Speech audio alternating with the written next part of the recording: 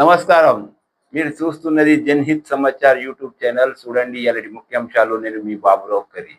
మీరు చూస్తున్నది జన్‌హిత్ సమాచార యూట్యూబ్ ఛానల్. పద్మావతి పరివర్తన ఫైనల్ ద్వారా తేదీ 16/7/2025 నాడు విలేకరుల సమావేశం జరుపబడింది. అఖిల పద్మశాలి సమాజం అధ్యక్షుడు పొట్టబత్తిని రామకృష్ణ గారి విధానాన్ని బట్టి పద్మావతి పరివర్తన ఫైనల్ వారు అసంతృప్తి చూపించారు. విలేకరుల సమావేశంలో ఏమంటున్నారు ఇక వినండి. ప్రజల గొంతుకను, వారి సమస్యలను ప్రభుత్వానికి తెలియజేయడానికి జన్‌హిత్ సమాచార్ యూట్యూబ్ ఛానల్ని సబ్స్క్రైబ్ చేయండి మరియు లైక్ చేయండి మరియు ఛానల్లోని వీడియో మీకు ఎలా నచ్చిందో దానిపై వ్యాఖ్యానించండి.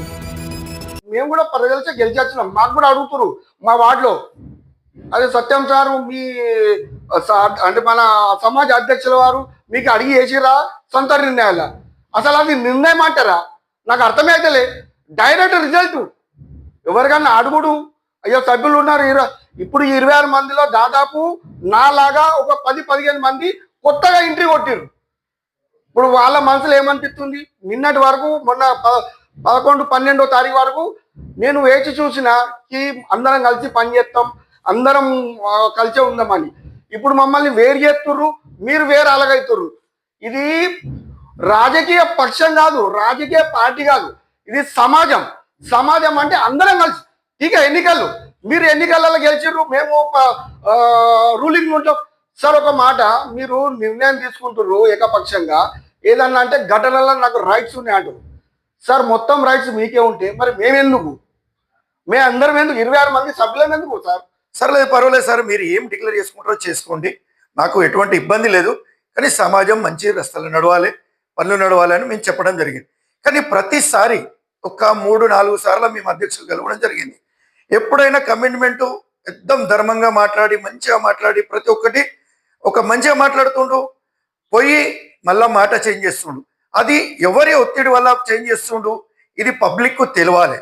దయచేసి అధ్యక్షుడు వచ్చి ఈ ఎవరి దుష్టశక్తులునే ఆ దుష్టశక్తులను బయటపెట్టి ఈ ప్రాబ్లంలు ఏం జరుగుతుందో చెప్పుకొని ఈ ప్రాబ్లంను ఖతం చేయాలని కోరుచున్నాను.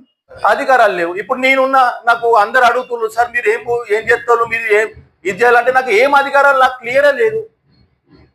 మొన్న మీటింగ్ లో మనం అయినది ఆర్డ్ కాపీ ఇవ్వాలన్నటువంటి విషయం. ఆర్డ్ కాపీ గురించి ఇప్పుడు చెప్తే తంది ఏది అమలు బచావని కాలేదు. అధికారాలను ఇప్పుడు ఎన్నుకోబడ్డాన్ని, నాది అధికారం ఏంటిది, నా హక్కు ఏంటిది, నా బాధ్యతలు ఏంటిది, అదే ఎప్పుడు మీరు ఒకటి పెట్టాలి, మీరు మాకు పెట్టి అవన్నీ క్లియర్ చేయాలి. అది కోరుతుంది గౌరవ అధ్యక్షులు. ప్లీజ్ దయచేసి, ఇప్పుడు ఎలక్షన్లు అయిపోయినాయి, ఇప్పుడు మనము సమాజ అభివృద్ధి కావాలి. అందు గురించి మా యొక్క విన్నపాలు, మా డౌట్లు, మా ప్రశ్నలు మీరు విని దానికి ఒక సెషన్ తీసుకొని దాని క్లారిటీ చేయండి. అఖిల పద్మశాలి సమాజ్ దాంట్లోపటి క్యాషియర్ ఆఫీసులకు కింద మీటింగ్ పెడతాను. నేను క్యాషియర్ ఆఫీసులకు పిలిచి ఇచ్చేసేసి ఆడ క్యాషియర్ పైన ఫస్ట్ ఫ్లోర్లో ఆఫీస్ లోపల కూర్చొని రామకృష్ణ సార్ గారు, కార్యాధ్యక్షులు కొంక మల్లేశం, నేను క్యాషియర్ అవధూత బలరాం గారిని ముగ్గురం కూర్చొని రామకృష్ణ సార్ గారు ఏమన్నారంటే, ఇక ముందు మనం రాఖీ పౌర్ణిమ, మన జంధ్యాల పౌర్ణిమ ఏదైతున్నదో నార్లీ పౌర్ణిమ, ఆ పండుగ మనం ముగ్గురం కలిసేసి జరుపుతాం, ఎందుకంటే నాకు చాలా ఒత్తిడి వస్తుంది అని చెప్పారు. దానికి నేను అడిగాను, సార్ ఎందుకు ఒత్తిడి వస్తుంది, దానికి ఏం కారణం ఇవ్వలే, పని కాకుండా మనం ముగ్గురం కలిసేసి చేస్తామని చెప్పారు. దానికి నేను ఒప్పందం చెప్పాను. దాని ఎడల మరుసటి రోజు అంటే 12వ జూలై 2025 అంటే శనివారం నాడు వెంటనే ఎవరికి చెప్పకుండా ప్రెస్ నోట్ అని తీసుకున్నాడు. అంటే 29 మందితోటి చర్చించకుండా, లేదా ప్రజల నుండి ఎన్నికైన ముగ్గురు అధ్యక్షులు, కార్యాధ్యక్షులు మరియు కోశాధికారి వీరితోటి చర్చించకుండానే తన యొక్క ప్రెస్ నోట్ అనేది పెట్టాడు. ఇది ఎంతవరకు న్యాయం? ఆ ప్రెస్ నోట్ లోపల కూడా 7గురిని ఏదైతే ఎన్నుకున్నారో, ఉపాధ్యక్షులు, 2 ఉపాధ్యక్షులు, మరి సహ సెక్రటరీ, సహ క్యాషియర్, వీటికి మనకేం అభ్యంతరం లేదు. మన కాకుంటే ఒకటే ప్యానెల్ నుంచి వెళ్ళి తీసుకోవడం ఎంతవరకు న్యాయం? అంటే మళ్ళీ ఇలా మనకు అధ్యక్షులు ఏం చూపెడుతుందంటే, మనం ఒకటే ఉన్నామంటుండ్రు, కాకుంటే 2 ప్యానెళ్ళు మళ్ళీ వేరు అని చెప్పేసి చూపెడుతున్నాడు. సో ఈ ప్యానెల్లు ఎందుకు? అతనే అంటాడు మనం ఇక రానున్న కాలం లోపల ప్యానెల్ సిస్టమ్ బంద్ చేస్తామని చెప్తారు. పని కాకుండా చూపెడుతున్నాడు. ఆ ప్యానెల్ వేరు, ఈ ప్యానెల్ వేరు, పరివర్తన్ ప్యానెల్ వేరు, పద్మవృక్ష ప్యానెల్ వేరు. మరి ఎందుకు ఇలా వేరు చేస్తున్నారు? నేను అధ్యక్షుని గారిని ప్రశ్నిస్తున్నాను.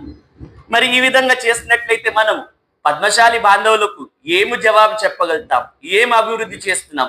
గత 45 రోజుల నుంచే ఏదైతే మనము చూసాము, ఇంతవరకు ఒక్కటి కూడా ప్రజల లోపట మనం కార్యక్రమం చేయలేము. ప్రజల యొక్క అభివృద్ధి గురించి ఏమి చేయలేము.